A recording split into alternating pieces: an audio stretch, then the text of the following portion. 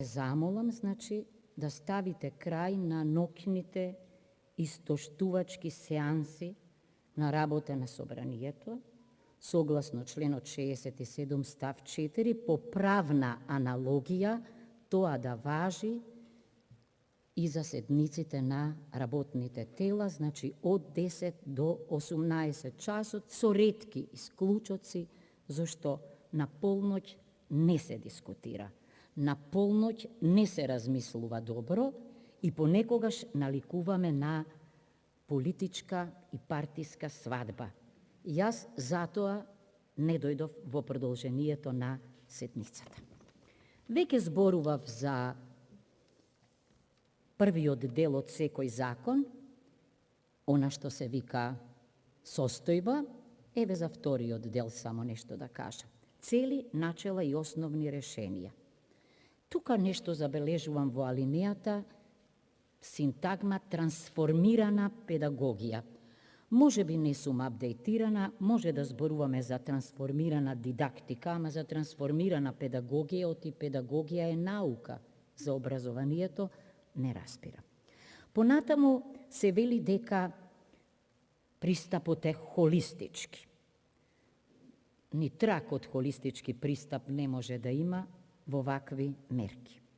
Под 3, оценка на финансиските последици врз буџетот. Нема, би сакала да има, бидејќи согласно членот 9 од Уставот, но и согласно одредбата за задолжително основно и средно образование, сите ученици во основните училишта треба да бидат рамноправни. Значи, иако не може сега да се направи, да се набават 40.000 компјутери, во законот кој важи ерга омнес, треба да стои ваква одредба и треба да има финансиски импликации. Под 4 се вели финансиски средства од одделни субјекти нема. Има за родителите, бидејќи тие ќе мора на некаков начин да одговорат на онлайн наставата и навистина е шокантно и како да е континуитет од оној олигархиски концепт, се сеќавате кога се подмируваат трошоците на фирмите, наместо од најмалите и средните, се почна со најголемите во стилот на Министерката за финансии. Се пишува под 5 дека треба да се донесе општ акт, не пишува кој. И на крајот морам да кажам дека лошо е кога закон во скратена постапка се носи и веднаш стапува во сила. Тоа е моделот на оној закон за употреба на јазиците. Значи, да подсетам, член 52 став 3 од Уставот вели: законите влегуваат во сила најрано 8 дена од денот на донесувањето, а по исклучок, што го утврдува Собранието, со денот на објавувањето. Исклучокот е лошо да биде за овој закон. Што би сакала да потенцирам? Во терминологијата на законот,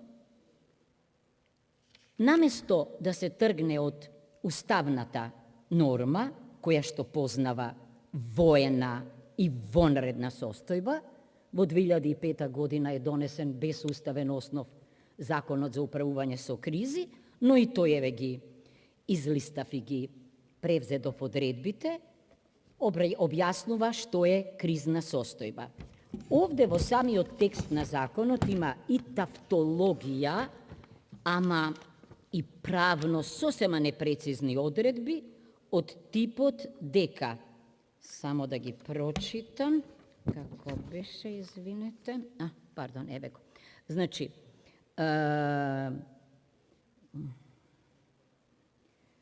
кај воредните околности, утврдено постоење на кризна состојба.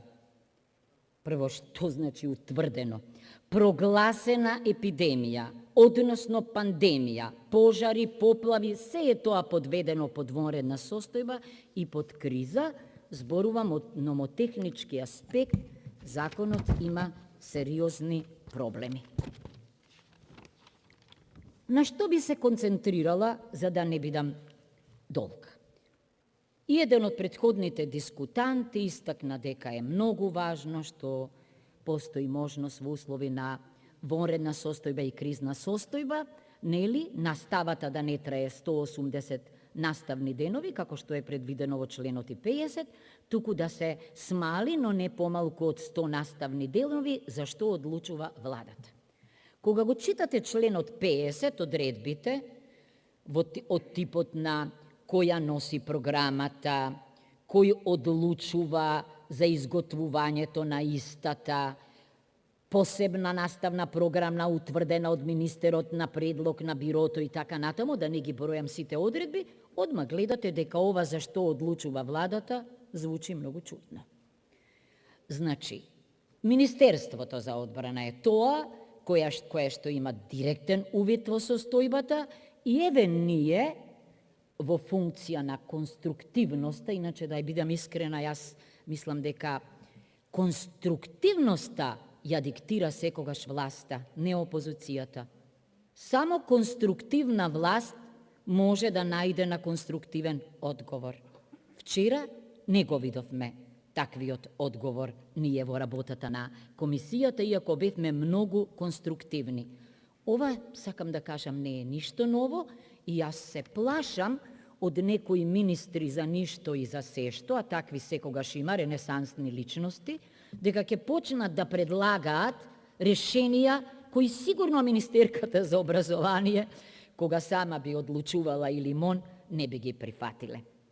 Кога е далечинското учење во прашање, кое овде за прв пат се споменува во еден закон, морам да кажам дека ќе мора да посегнете по измени на законот за образование. Зошто? Бидејќи тој мора да има поимник. Номотехнички ние велиме, во правното пишување, не можете да споменете феномен, настан, одредба, ако во поимникот не е утврдено што значи тоа. Значи, не може овде во членот 50 да се објаснува далечинско учење што значи, иако мислам дека јас учење од далечина е подобро, значи мора поимот кој што овде е даден еден ден да се дислоцира. Нашиот предлог многу беше компатибилен со предлогот без никакво договарање, туку по правилата на професијата и на струката, и јас да бидам искрена, очекував председателката на комисијата да го остави партиското зад себе и политичкото, и бидејќи и таа е една од нас, учителите, наставниците, да подразмисли зошто се предлозите кои дојдоа од сосема различни извори компатибилни.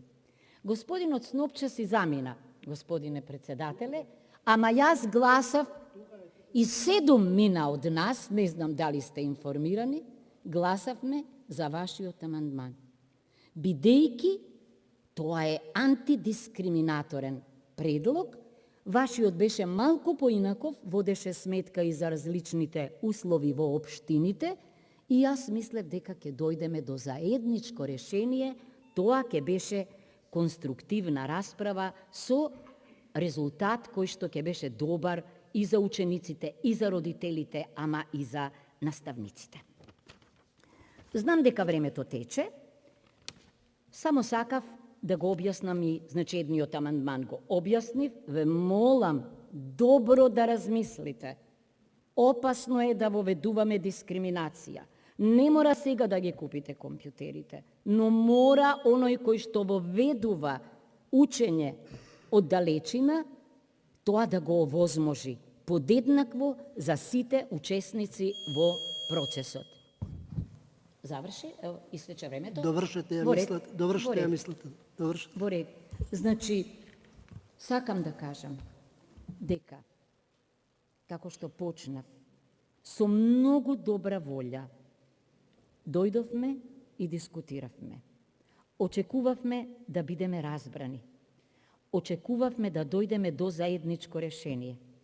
Воспротивно, нема потреба ние да доаѓаме како декори, затоа ги нема пратениците. Ако однапред знаеме каков ќе биде исходот и решението, тогаш нема делиберативна демократија. Без дебата, ама мислам дека особено кога најважната сфера може би заедно со здравството е во прашање, навистина треба да Благодарам. се раководиме од најдобрите интереси. И јас ви благодарам.